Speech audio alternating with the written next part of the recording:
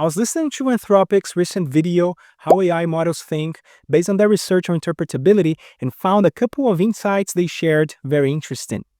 Interpretability is the field that tries to understand how LLMs work by observing what happens in its middle neural layers. In the analogy that they make, their work is similar to what neuroscientists do with organic brains. They make LLMs perform certain tasks and observe which neurons are turned on by the LLM to process the same tasks. A lot of people believe that LLMs are simply auto-completion tools and that they can only generate the next token based on information it has previously seen. But Anthropic's research is showing that it's not that simple. Jack Lindsay shares a simple but very interesting example where whenever you get the model to sum two numbers where the first one ends with the digit 9 and the second one ends with the digit 6, the same neurons of the LLM are triggered. But the interesting part is actually the diversity of contexts in which this can happen. Of course, these neurons are gonna be triggered when you input something like 9 plus 6 equals, but they're also triggered when you ask the LLM in which year the 6th volume of a specific yearly journal was published.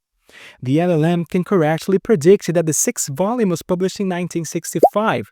What they don't add to the prompt, though, is that this journal was first published in 1959.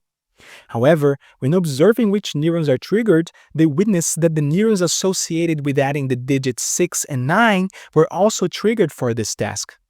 What this suggests, as Josh Batson points out, is that even though the LLM has seen during its training that the 6th volume of this journal has been published in 1965 as a fact, evidence shows that the model still prefers to do the math for this particular case.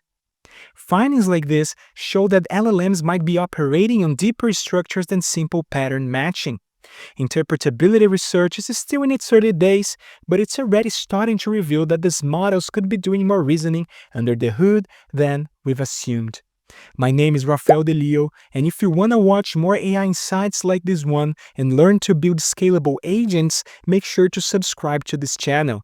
Thank you for watching, and as always, stay curious.